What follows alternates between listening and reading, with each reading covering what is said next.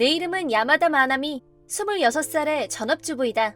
지금부터 나와 남편, 시어머니 사이에서 일어난 고통스러웠던 일에 대해서 얘기할까 한다. 우선 내가 어떻게 살아왔는지에 대해 말하자면 20살이 될 때까지는 평범한 가정에서 자랐고 부모님도 두 분 모두 살아계셨었다. 그런데 내가 대학교에 다니고 있을 때 부모님이 교통사고를 당하셨고 그렇게 두 분이 동시에 하늘나라로 가셨다. 할머니, 할아버지도 안 계셨고 친척도 없었기 때문에 나는 20살에 갑자기 천혜고아가 되었다. 하지만 두 분의 보험금 덕분에 대학까지는 무사히 마칠 수 있었다. 졸업 후에는 작은 회사의 사무직으로 입사했고 경제적인 문제는 스스로 해결할 수 있게 되었다. 하지만 어느 날 갑자기 혼자가 돼버린 나는 때때로 극심한 우울증을 겪기도 했다. 대학 때 친구들과 최근엔 연락도 잘 안 하고 직장에서도 할 일만 하고 사람들과의 교류에도 그다지 적극적으로 나서지 않았다. 그러다 보니 25살이라는 젊은 나이에도 불구하고 나는 집과 회사를 오가는 단순한 생활을 하고 있었다. 가족은 물론 친구라고 할 수 있는 사람도 이미 주변에 찾아볼 수 없었다. 그랬던 나에게 거래처 영업사원이던 야마다 타카시 씨가 불쑥 이런 말을 했다. 혹시 시간 되면 같이 식사라도 하지 않을래요? 네? 저랑 둘이요? 전부터 안면은 있었지만 이렇게 사적인 이유로 만나자는 말을 할 줄은 몰랐었다. 모든 인간관계에서 멀어져 있던 나로서는 연애관계도 이미 너무 오래된 일이 되어 있었다. 그리고 나는 언젠가부터인가 사람들과 깊은 관계를 맺는 것을 두려워하고 있었다. 아마도 한순간에 부모님을 동시에 잃은 슬픔에서 아직 벗어나지 못하고 있었기 때문일지도 모르겠다. 만약 소중하게 생각되는 사람을 또다시 잃게 된다면 그런 상상을 하는 것만으로도 눈물이 날 것만 같았다. 죄송해요. 처음 같이 밥 먹자고 하신 건데. 혹시 남자친구 있으세요? 아니요. 그런 이유가 아니라요. 말을 못하고 있는 날 보면서 무슨 생각을 한 건지. 그럼 미야시타 씨 마음이 정해질 때까지 제가 기다리겠습니다. 야마다 씨. 솔직히 말하면 미야시타 씨한테 같이 밥 먹자고 한 건 그냥 밥 먹자는 얘기가 아니거든요. 저하고 같이 밥을 먹으러 가도 되겠다 싶은 마음이 저절로 생길 때까지 신뢰관계를 먼저 쌓는 게 더 우선일 것 같네요. 그렇게 말해줬을 때 내가 얼마나 큰 위안을 받았는지 그 사람은 아마 몰랐을 것이다. 이렇게 사려 깊은 사람이라면 조금씩 마음을 열고 만나도 되겠다는 그런 생각을 하게 되었다. 야마다 씨와 일 외에 사적인 얘기도 자연스럽게 하게 됐을 무렵 다시 같이 밥 먹자는 얘기를 했고 이번에는 나도 승낙을 했다. 그렇게 여러 번 같이 밥도 먹고 얘기를 나눴는데 야마다 씨는 무척 신사적인 사람이었다. 연상의 남자를 만난 경험이 없던 나로서는 야마다 씨가 하는 모든 것이 다 멋있게만 보였다. 만남이 거듭되면서 나는 내가 살아온 얘기도 하게 되었고 내 얘기를 들은 야마다 씨는 그래서 그렇게 마음을 쉽게 못 열었구나. 미안해요. 아니야, 이렇게 얘기해줘서 고마워. 난 그동안 날 싫어하는 줄 알고 쫄았었거든. 근데 그게 아닌 걸 알았으니까 너무 좋다. 그렇게 말하면서 활짝 웃던 야마다 씨. 아마 나는 그때 이미 이 사람을 좋아하게 된 것 같다. 그리고 몇 번을 더 만나는 동안 고백을 받았고 정식으로 사귀는 사이가 되었다. 사귀게 된 후에도 항상 나를 배려해주는 좋은 남자친구였다. 마나미에게 있어서 가족을 갖는다는 건 용기가 필요한 일이란 걸 알아. 마나미 마음에 확신이 생길 때까지 언제까지고 기다릴게. 하지만 내 마음은 이미 정해져 있었고 앞으로 평생을 누군가와 함께한다면 누군가와 가족이 된다면 이 사람밖에 없다고. 사귄 지 1년이 되던 기념일에 난 얼마든지 기다릴 수 있는데 최소 1년에 한 번씩 프로포즈 할 생각이야. 저와 결혼해 주시겠어요? 제 대답은 예스예요. 앞으로 잘 부탁해요. 진짜야? 와! 마나미, 내가 꼭 행복하게 해줄게. 타카시 씨가 프로포즈 반지를 내 손에 끼워주었고 나는 그때까지 가져보지 못했던 행복함을 만끽했다. 드디어 내 가족이 생긴다. 부모님을 잃은 슬픔을 이제 치유받을 수 있을 것 같은 생각이 들었다. 눈물을 흘리며 부모님 산소에 가서 결혼 소식을 알렸다. 하지만 그 후 얼마 지나지 않아 그런 나의 소망은 너무도 허망하게 무너져갔다. 결혼 약속을 하고 얼마 되지 않았을 때의 일이다. 타카시 씨 부모님께 인사를 드리러 가기로 한 날이기도 했다. 저기 꼭 부탁하고 싶은 게 있는데. 무슨 일인데 그래? 어머니가 얼마 전에 당뇨병 진단을 받았는데 일을 못할 정도인가 봐. 그거 큰일이네. 지방에서 농가 일을 하신다고 하지 않았었어? 그럼 우리 인사 가기로 한 거 다음으로 미룰까? 아니, 인사는 가야지.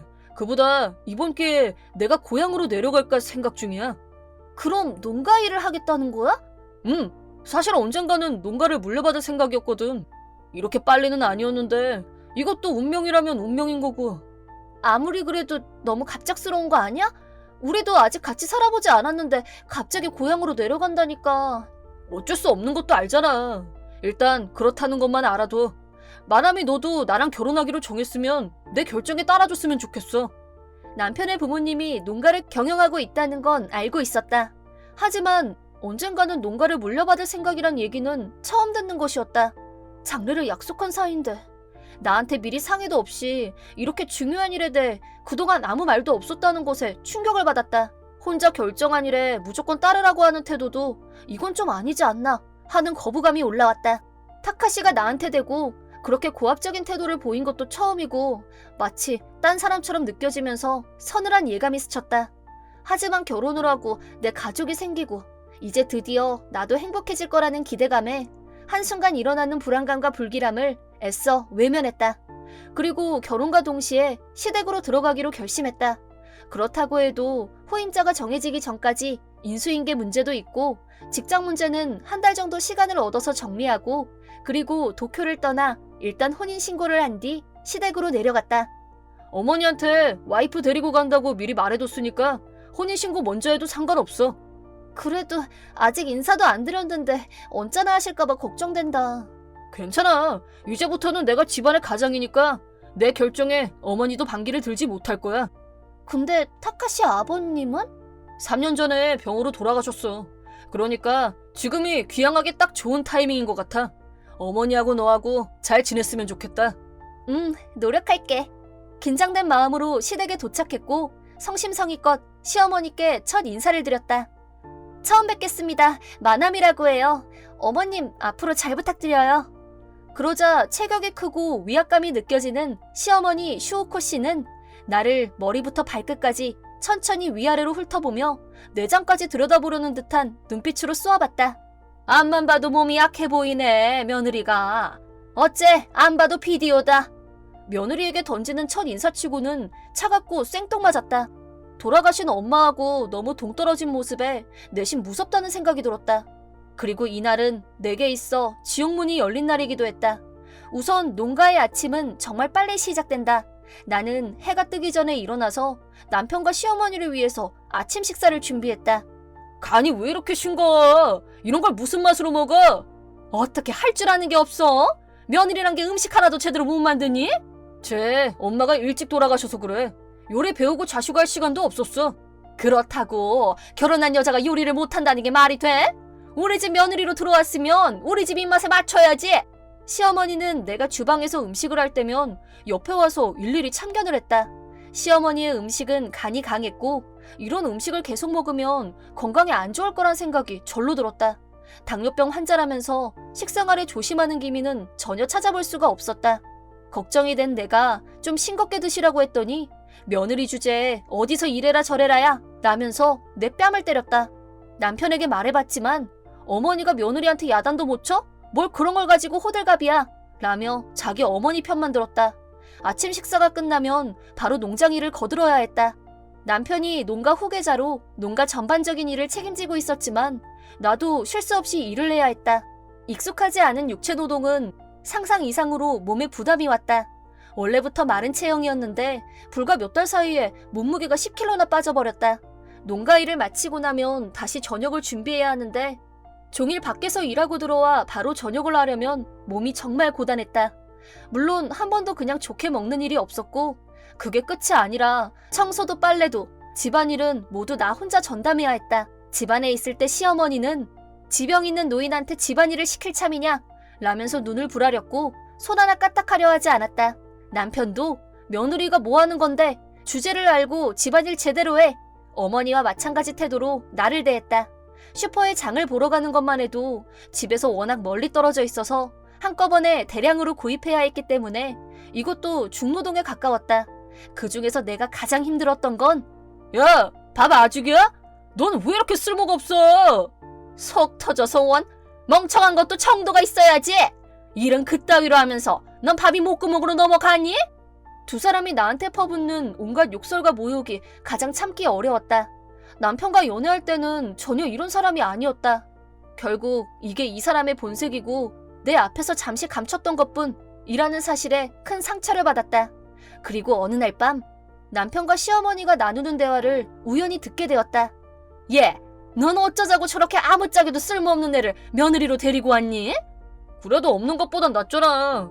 제가 성격이 얌전하고 남의 말에 거역을 못하는 성격이라 내가 그거 하나 보고 찍었었어. 조실부모 했으니 딱히 기댈 가족이 있는 것도 아니고 이렇게 데려와서 부려먹는데 안성맞춤이잖아. 이 말을 듣는 순간 내 안에서 무언가가 완전히 무너져 내리는 기분을 느꼈다. 적어도 나는 남편에게 사랑받고 있고 그래서 여기 있는 거라고 믿고 있었다. 하지만 처음부터 나를 사랑한 적이 없다. 사랑해서가 아니라 노예로 부려먹기 안성맞춤이라서 이 집에 데려오기 쉬워 보여서 목표물로 삼은 것이다. 어리석은 나는 남편 입에서 이 말이 나오기 전까지 한치의 의심도 하지 않았고 남편과 시어머니가 원하는 대로 충실한 노예로 지내온 것이다. 충격과 분노로 잠이 오지 않았다. 나는 충동적으로 집을 뛰쳐나왔다. 야, 너 지금 어디야? 아침도 안 차리고 어딜 싸돌아다니고 있는 거야? 너 어머니도 완전 열받았어. 미안한데 난 더 이상은 못하겠어. 뭐? 난 너무 지쳤어. 더 이상 당신하고 같이 못 있을 것 같아. 결혼한 지 이제 겨우 반년이야. 너 정신이 있어?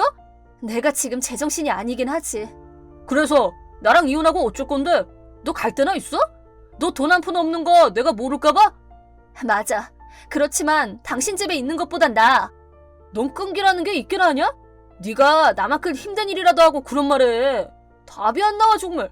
내가 너 정신 상태를 확 바꿔놓을 테니까 당장 들어와. 나는 더 이상 말을 할 힘도 없었고 그냥 전화를 끊어버렸다. 하지만 남편이 말했던 대로 내가 가지고 나온 것은 옷 몇 벌과 얼마 안 되는 현금이 전부였다. 차비가 없어서 도쿄로 돌아갈 수도 없는 처지였다. 충동적으로 뛰쳐나왔기 때문에 어쩔 수가 없었다. 미리 계획을 세울 여유도 없었으니까. 갈 곳도 없이 그저 눈앞에 이어진 길을 하염없이 걸었다. 그 넓고도 먼 길을 목적도 없이 그저. 점점 다리에 힘이 풀렸고 발이 떼어지질 않았다. 그리고 의식이 희미해지면서 쓰러지고 말았다. 그동안 남편과 시어머니에게 괴롭힘을 당하면서 제대로 음식을 입에 넣지도 못하고 몇 개월을 지냈으니 걸을 힘이 없는 건 당연했다. 그런데도 점점 강도가 심해져가는 중노동과 과도한 스트레스. 내 몸이 비명을 지르고 있는 게 온전히 느껴졌다. 차라리 이대로 죽어버리면 모든 것에서 벗어날 수 있지 않을까? 그런 생각이 내 머릿속을 스치고 있을 때 그때였다. 이런 시각에 여기서 뭐해? 제대로 걷지도 못하는 것 같은데 어디 아파? 정신을 차려보니 옆에 차 한 대가 멈춰 서 있었고 마음씨 좋아 보이는 아저씨가 말을 걸었다. 무슨 사연일진 모르지만 일단 다! 누가 알아 내가 도움이 될지. 나는 이 근처에서 술집을 하는 미나미자와 켄이라고 해. 요새 아침 장사를 시작했거든. 정상적인 나였다면 모르는 사람 차에 올라타는 위험한 행동은 절대 안 했을 것이다. 하지만 그때 나는 이제 아무래도 상관없다는 자포자기 상태에서 아저씨 타에 올라탔다. 차에서 내려 들어간 곳은 아기자기하고 포근한 분위기가 느껴지는 작은 주점이었다. 켄 아저씨는 나를 카운터에 앉으라고 하더니 냄새만으로도 군침이 도는 따뜻하고 정성이 들어간 요리를 만들어주셨다. 별건 아니지만 어서 먹어. 제가 돈이 없어서... 누가 돈 받는데? 얼른 먹어, 어서. 얘기는 배에 뭐 좀 넣고 나서 들어도 되니까 어서. 나는 죄송하고 감사한 마음으로 맛있어 보이는 밥을 먹기 시작했다. 음식다운 음식이 얼마만인지 따뜻하고 맛있는 밥을 먹으며 눈물이 왈칵 쏟아졌다. 정말 오랜만에 사람 대접을 받아보는 것 같았다. 처음 만난 사람이지만 켄 아저씨의 따스함이 온전히 느껴졌다. 밥을 먹고 기운을 차린 후 오늘까지의 일을 하나도 숨기지 않고 켄 아저씨에게 털어놓았다. 가족도 없고 달리 기댈 사람도 없다는 사실도 모두 솔직히 말했다. 그러자 켄 아저씨는 그럼 여기서 일하는 건 어때? 숙소도 제공해줄 수 있는데. 싫으면 안 해도 되는데 당장 갈 곳이 없다니까 계획이 세워질 때까지 여기서 잠시 쉬어간다는 생각으로다가. 켄 아저씨가 갑자기 그런 제안을 하셨다. 그런 조건이라면 내가 먼저 청혼하고 싶을 정도였고 감사한 마음으로 그렇게 하겠다고 말했다. 그러자 켄 아저씨는 가게에서 도보로 5분 거리에 있는 작은 집으로 나를 안내했다. 현재 사는 사람이 없고 마침 이 집을 관리할 사람을 찾고 있었다면서 당분간 여기서 지내도 된다고 말씀해 주셨다. 부모님이 갑자기 돌아가셨을 때, 남편에게 배신당했을 때, 그때마다 나는 이 세상에 신은 없다고 생각했었다. 하지만 지금은 어쩌면 신이 있을지도 모른다는 생각이 들었다. 신이 켄 아저씨를 보내준 건 아닐까 하고. 그렇게 시골 전원주택에서 홀로 살기를 시작한 나는 켄 아저씨의 주점에서 조리보조, 음식 서빙 일을 하게 됐다. 이 일을 시작하고 나서 느낀 거지만 내가 없어도 주방이 충분히 돌아갈 것 같았다. 아마도 나를 도와주기 위해서 불필요한 인건비를 감수하면서까지 나를 채용한 게 분명했다. 손님들은 대부분 단골 손님이었고 모두들 재미있고 인간미가 느껴지는 분들이었다. 어느 순간부터 웃으면서 즐겁게 일하고 있는 나를 발견했다. 그리고 한 가지 더, 전혀 예상하지 못했던 일이 일어났다. 얘는 내 아들 요마인데 얼마 전에 내가 하는 일을 돕고 싶다면서 데려왔어. 안녕하세요. 저희 아버지 도와주셔서 감사합니다. 도움 받는 건 저예요. 료우마 씨는 나보다 연하였고 인성이 좋은 청년이었다. 그리고 자연스럽게 료우마 씨와 가게에서 마주치는 일이 잦아졌다. 오랜만이다. 무슨 일이야? 이혼 서류는 한참 전에 보낸 것 같은데? 제출했잖아. 제출했어. 그럼 이제 나하고 할 얘기 없는 거 아니야? 솔직히 당신 생각하는 것도 진절이 나. 내가 너한테 뭘 어쨌단 거야? 당신하고 이제 더 이상 할 얘기 없어 난. 제발 나한테 연락하지 마. 끊지 마. 용건 있어서 연락한 거야. 너 미나미자와 신의 아들하고 재혼했다면서? 그래서 그게 뭐? 중요한 얘기가 있어. 조만간 내가 그쪽으로 갈 테니까 식구들한테도 말해둬. 나는 켄 아저씨의 아들인 료우마와 연인이 되었고 결혼도 했다. 료우마는 나의 과거를 있는 그대로 받아주었고 그런 건 상관없다면서 나와 함께하고 싶다고 했다. 이 사람과 함께 있으면서 정말 행복한 나날을 보낼 수 있게 됐다. 드디어 내가 꿈꾸던 사랑하는 가족이 생겼다는 사실에 평안을 얻었다. 이 무렵엔 전남편 일 같은 건 생각조차 나지 않았었다. 하지만 내가 전남편에게서 무작정 도망을 친 지 2년 정도가 지났을 무렵 전남편 타카시로부터 이런 연락이 온 것이다. 나한테 욕이라도 할 요량으로 연락이 왔나 했는데 아무래도 그건 아닌 것 같았다. 미리 들었던 대로 전남편과 전 시어머니가 둘이서 같이 우리 집을 찾아왔다. 나와 남편 그리고 시아버지 켄이 그 둘을 맞이했는데 부탁입니다. 저기 한 1,000만 엔 정도만 빌려주실 수 없을까요? 이대로 가면 농가가 망할지도 몰라. 제발. 두 사람은 무릎을 꿇고 애원하기 시작했다. 어처구니가 없었지만 무슨 사정인지 들어보니 얼마 전에 전 시어머니가 잘 아는 사람이 투자 권유를 하러 찾아왔었는데 투자를 하면 1년 후에는 이익이 10배가 돼서 돌아온다는 말로 유혹했고 조금만 정신을 차리고 들으면 전형적인 사기 수법인 게 너무 뻔한 것을 두 사람은 손쉽게 돈을 벌 수 있다는 유혹에 넘어가 있는 재산을 모두 투자자에게 맡겼다. 더구나 거기서 멈추지 않고 농가를 담보로 빚까지 얻어서 몽땅 투자를 했다는 것이다. 어이없고 황당한 얘기였다. 모든 투자 사기꾼들이 그렇듯 당연히 이 사람도 뜯어갈 수 있는 돈을 모두 뜯어내자 투자를 권유했던 지인은 연락이 뚝 끊어졌고 결국 남은 것은 1,000만 엔이라는 빚뿐이라고 했다. 그때 내가 켄 아저씨의 며느리가 됐다는 소문을 듣게 됐고 뻔뻔하게도 돈을 빌리러 찾아온 것이다. 나중에 알았지만 시아버지 켄 씨는 부동산을 몇 개나 가지고 있는 자산가였고 주점은 반은 취미 삼아 하고 있는 거였다. 료우마가 시아버지의 일을 돕기 위해 내려왔다는 것도 부동산 관리 일을 맡아서 하기 위한 것이었다.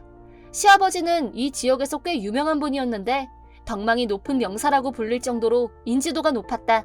부동산 관리는 료우마가 전적으로 맡고 있고 은퇴를 한 거나 마찬가지였지만 지금도 지역에서는 영향력이 있는 분이었고 1,000만 엔이라는 거금도 빌려줄 마음만 먹으면 얼마든지 빌려줄 수 있는 금액이긴 했다. 나는 당신들이 지난 시절 마나미에게 한 짓을 알고 있어. 마나미는 이제 내 며느리야. 다시 말해서 내가 당신들에게 선심을 베풀 이유가 없다는 말이야. 그게 무슨... 하지만 며느리가 그래도 된다고 하면 돈은 빌려줄 수 있어. 마나미에게 달렸어. 그러자 두 사람은 나에게 공손하게 매달리며 이렇게 말했다. 제발 부탁이야. 그래도 한땐 우리 가족이었잖아. 그동안 섭섭했던 건 내가 다 사과할게. 역겨운 얼굴로 울고 있는 두 사람을 향해 나는 미소를 머금은 채 이렇게 말했다. 어떻게 여길 찾아와요? 상식적으로 말이 안 되잖아요. 더구나 나한테 한 짓을 설마 잊은 건 아니죠? 더 이상 두 사람 얼굴 보고 있는 것도 힘드니까 앞으로 2번 다시는 내 앞에 나타나지 마세요. 나는 두 사람의 부탁을 냉정하게 거절했다. 하지만 두 사람은 집에 안 가고 계속 물고 늘어졌기 때문에 결국 경찰을 불러서 강제로 내보낼 수밖에 없었다. 빌린 돈을 갚지 못한 전 남편과 전 시어머니는 담보로 잡혔던 농장을 몰수당했다.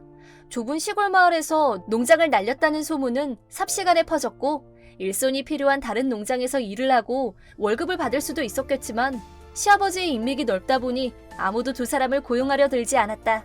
재산도 사람도 모두 잃은 두 사람은 소리 소문 없이 동네에서 모습을 감추고 말았다. 아버님, 그 두 사람 말인데요. 뭐가 궁금한지는 알겠는데 넌 이제 신경 안 써도 된다. 다른 건 다 제쳐두고 너하고 네 아기 생각만 해라. 건강한 아이 낳아야지.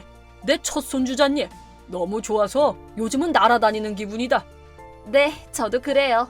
나는 첫 아이를 임신했고 얼마 있으면 출산 예정일이다. 지난 아픈 추억은 모두 잊고 앞으로는 지금 이 행복을 소중히 하면서 살고 싶다.